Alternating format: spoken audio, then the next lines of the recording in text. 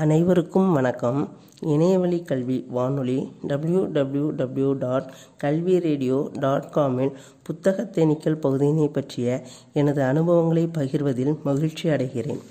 என் பெயர் கு. வாசுகி, இடைநிலை ஆசிரியை, ஊராட்சி ஒன்றிய நடுநிலைப்பள்ளி, மெய்க்குடிப்பட்டி, கந்தர்வக்கோட்டை ஒன்றியம், புதுக்கோட்டை மாவட்டம். புத்தக தேனீக்கள் நிகழ்ச்சியை பற்றி எனது பள்ளி தலைமை ஆசிரியர் மற்றும் சக ஆசிரியரிடம் கூறியபோது, நாம் பள்ளி குழந்தைகளிடம் சொல்லுவோம், ஆர்வமுள்ள குழந்தைகள் கலந்து கொள்ளட்டும் என்று சொல்லி பள்ளி வழிபாட்டு கூட்டத்தில் சொன்னார்கள். உடனே 8ஆம் வகுப்பு மாணவிகள் நலாயினி, மதுமிதா மிக ஆர்வத்துடன் கலந்து கொள்ள முன்வந்தார்கள். அவர்களைத் தொடர்ந்து பல மாணவிகளும் கலந்து கொள்கிறேன் என கூறினார்கள். 2ஆம் வகுப்பு மாணவி சஞ்சனாஸ்ரீயும் 3ஆம் வகுப்பு மாணவி அப்சராவும் ஆர்வத்துடன் கலந்து கொண்டார்கள். கலந்து கொண்ட 8ஆம் வகுப்பு மாணவிகளுக்கு நூலக புத்தகத்தை எடுத்து எவ்வாறு படிப்பது, எழுதுவது, திறனாய்வு செய்வது, புத்தக முகப்பை போட்டோ எடுத்து அனுப்புவதை பற்றி சொன்னேன். அதன்படி அக்குழந்தைகள் அழகாக எழுதி ரெக்கார்ட் பண்ணி அனுப்பினார்கள். அவர்களின் பெற்றோர்களும் உதவி செய்தார்கள்.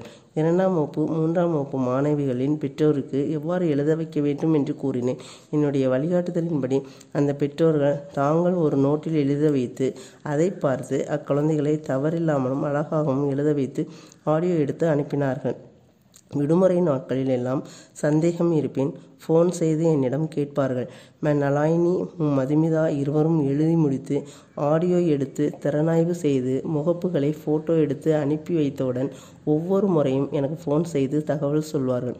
அவர்களின் ஆர்வம் எனக்கு உந்துதலாக இருந்தது. உடனே கூகுள் டிரைவில் ஏற்றி விடுவேன். இதுவும் ஒரு கூட்டு முயற்சி தான். தலைமை ஆசிரியர்கள், சக ஆசிரியர்கள் மற்றும் பெற்றோர் உதவி செய்தார்கள். என் மகனை முக்கியமாக சொல்ல வேண்டும். அவன்தான் எல்லா குழந்தைகளுக்கும் டிரைவில் ஃபோல்டர் உருவாக்கி தந்தான். அவ்வப்போது எல்லா குழந்தைகளுக்கும் டிரைவில் சரியாக ஏற்றியுள்ளேனா என சரிபார்த்து சொல்லுவான். நலாயினி 8ஆம் வகுப்பு மாணவி 80 ஆடியோவும், மதுமிதா 65 ஆடியோவும், சஞ்சனாஸ்ரீ 83 ஆடியோவும், அப்சரா 70 ஆடியோவும் அனுப்பினார்கள். ஆனால் 100 நாட்களும் எழுதிவிட்டார்கள்.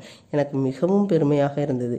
லேமினேஷன் போட்டோ பார்த்தவுடன் தலைமை ஆசிரியர், சக ஆசிரியர்கள் அனைவரும் குழந்தைகளை பாராட்டினார்கள். அதனால் பெற்றோர்களை வரவழைத்து விழா போல் கொண்டாட வேண்டும் என கூறினார்கள். பல வேலைகள் பெற்றோருக்கு இருந்த போதிலும் மதியம் 2 மணிக்கு மேல் வையுங்கள், கண்டிப்பாக வருகிறோம் என கூறினார்கள். அதுபோல் அவர்களும் வந்தார்கள்.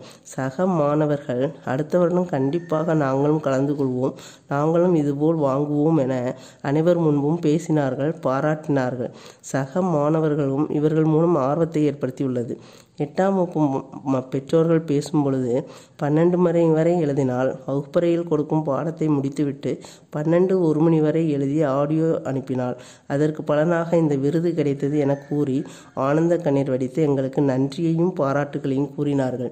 2ஆம் 3ஆம் வகுப்பு மாணவிகளின் பெற்றோர்கள் ஸ்கூல் விட்டு வந்தவுடன் விளையாடுவார்கள். ஆனால் இந்த புத்தக தேனீக்கள் மூலம் வந்தவுடன் எழுத உட்கார்ந்து விடுவார்கள். அவர்களே போட்டோ எடுத்து அவங்க மிஸ்ஸுக்கு அனுப்பி சரிபார்க்க சொல்வார்கள். அதன் பிறகு என்னை ஆடியோ எடுக்க சொல்லுவார்கள். நாங்கள் மிகவும் சந்தோஷப்பட்டோம் என கூறினார்கள். எங்களுக்கு நன்றியையும் கூறி பாராட்டுகளையும் கூறினார்கள். இதற்கெல்லாம் காரணம் இந்த ஆன்லைன் கல்வி ரேடியோ தான். இந்த புத்தக தேனீகளுக்கு ஏற்பாடு செய்த கல்வி ரேடியோ டீமுக்கும் கல்வி கண் திறந்த காமராஜர் அறக்கட்டளைக்கும் நன்றி.